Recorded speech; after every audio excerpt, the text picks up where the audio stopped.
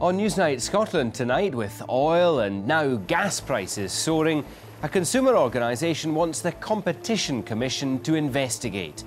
And what about that referendum debate? Wendy Alexander said she wanted to end uncertainty by calling for an early vote on independence, but has she achieved exactly the opposite?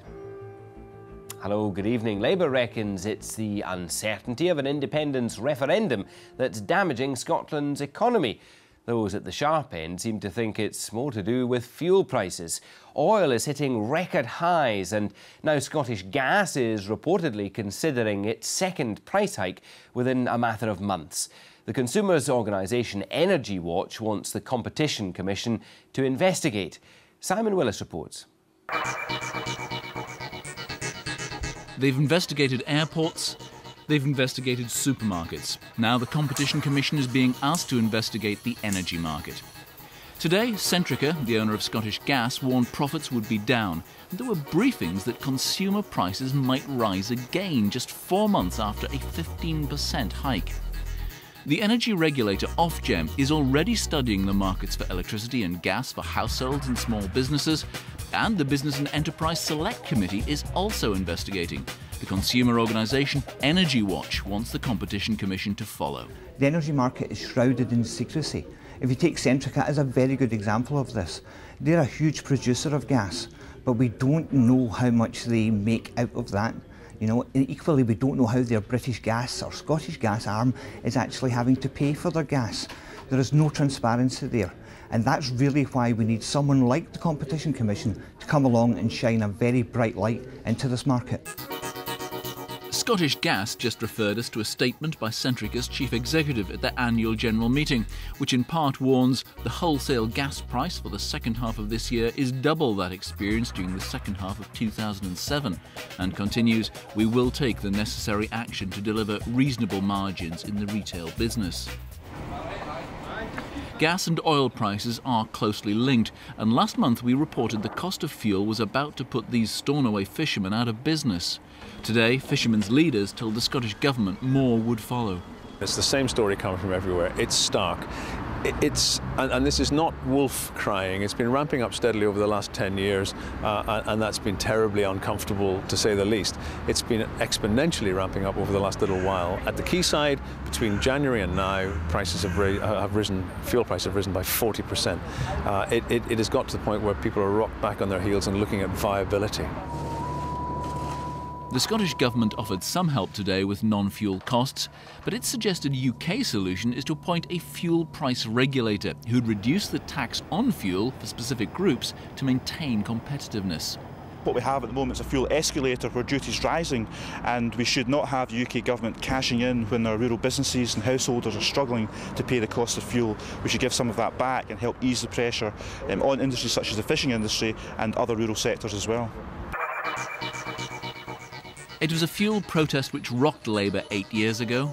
Similar protests by hauliers last month seem to have less impact. But as those costs manifest themselves in higher prices, next winter might be uncomfortable for consumers and governments. Well, I'm joined now by the Scottish Green Party MSP Patrick Harvie, and from London by the SNP's Westminster energy spokesman Mike Weir MP. Patrick Harvie, first of all, do Greens think we're paying too much for energy?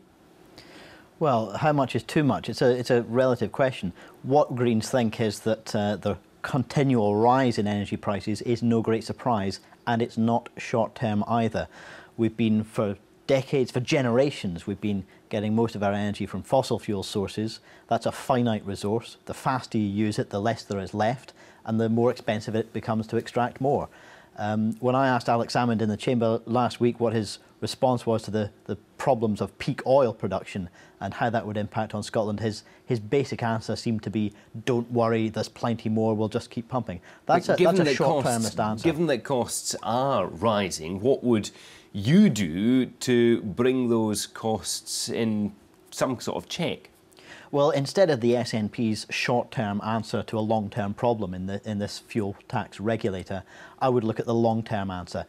long-term costs, the price of these commodities is going to continue to rise. So you're not interested in the way in which these rising costs are hitting people in the back pocket? Of course I am, but the only way to stabilise prices in the long term is to address the long-term issue, and that means by reducing demand. Okay, a dramatic reduction in consumption would help to stabilise prices, and we can achieve that. Let's bring in Mike Weir. I mean, shouldn't you really be looking at these long-term solutions that Patrick Harvey's mentioned? Well, we are looking at the long-term solutions, but people are feeling the pain now. These rising energy prices are hammering consumers throughout Scotland. And remember, this is rising prices as we go into the summer quarter, where consumption will be less. Heaven knows what it's going to be like when we hit the winter quarter. The same with fuel prices. Now, you talked about the regulator, if it was a person. It isn't. It's a mechanism for ironing out the spikes in fuel prices. And that is the thing that hits the haulage industry worst. Okay, just explain in a sentence or two how that would work. Well, how it would work is that as prices went up, fuel duty would come down to balance it out. Now, what hauliers want is certainty for the future. And what is happening now is because of the spikes, the gradual rises in prices are not having an effect because there's massive spikes throwing everything out of kilter. But you're saying in developing a policy like that, surely you're saying that you expect the price of oil to come back down. Are you sure that it will? No, it's not expecting the price of oil to come down. What it's saying is we would level off so there isn't massive price hikes. But wouldn't there be mass loss of revenue to the Treasury in those circumstances? No, because they would be getting higher revenue from the oil itself. There is a balance here. Remember, Scotland is an energy producer as well as a consumer. Sure. And we can balance this out and make sure there isn't the spike in price, because that is what hits the consumer and hits the haulage industry in particular. OK, well, Patrick Harvey was shaking his head when you were speaking. Why? No, I certainly don't accept that. If you are going to reduce the amount of tax that's being taken, obviously that's going to help people in the short term, but it does mean either you have to take more tax from other parts of the taxation system, or you have to cut public spending. And at a time when we need to be looking at those long-term solutions, that's about investing in energy efficiency, in decentralised energy systems. That doesn't come without a cost. That's going to be expensive. It's well worth it in the long term.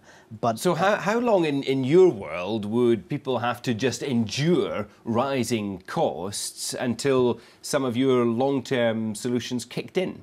There is absolutely nothing to prevent either the Scottish Government right now or the UK Government right now starting to put the investment in the way that some local authorities are doing to reduce people's domestic fuel bills by providing free energy efficiency and other measures to cut their bills. OK, doesn't this require a much more radical intervention, Mike Weir?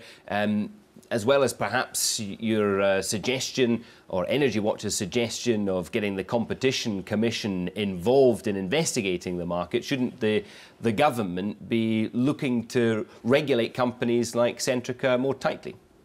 Well, first of all, and Patrick's quite wrong about the fuel duty, because there's VAT as well as fuel duty on fuel costs. So revenue neutral, is that what you're saying? That's exactly what I'm saying. OK, let's just address this point of Centrica, because we've not got a lot of time left. The long-term thing, yes, we must do all these things. We had agreed about that, but this problem is hitting us now, and we need to look at why prices are going up. Now, one of the reasons why gas prices are rocketing is because, for some obscure reason that nobody's yet been able to explain to me, it is linked to the price of oil, and the price of oil is, of course, rocketing. And some economists have said it could go at $200 a barrel. Now, if that happens, the price of gas will be out of the reach of many, many consumers in Scotland. OK, but what regulation would you like to see brought in to try and control what companies like Centrica do, with the prospect now of big hikes in gas prices from them later this year?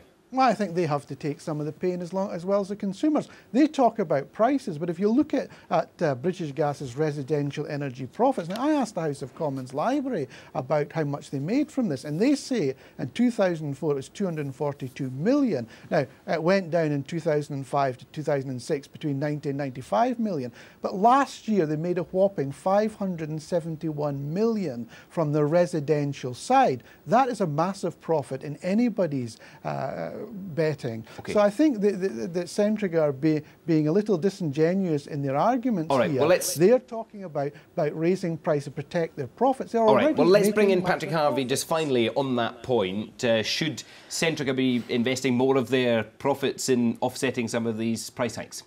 Well, it's possible, and I don't suppose that a Competition Commission investigation would do very much harm, but my view is that most of competition law is actually around protecting the rights of the businesses to compete fairly with each other rather than protecting the interests of consumers. So I'm a wee bit sceptical that it would do very much good. And Mike, like his party, is still basically insistent on who gets the oil wealth.